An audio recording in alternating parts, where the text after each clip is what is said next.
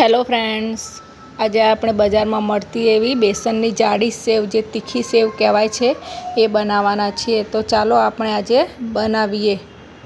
તો આ જાડી સેવ બનાવવા માટે આપણે સૌથી પહેલાં ચણાનો લોટ લઈશું.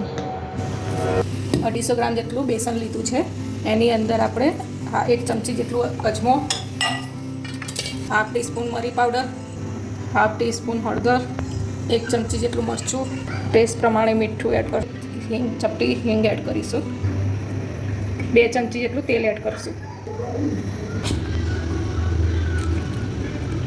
રેડી આપણે એનો લોટ બાંધશું. અહીંયા આપણે જાડી સેવ તીખી જે કહેવાય છે એ સેવ બનાવવાની છે. તો એનો લોટ થોડો કડક રાખશું.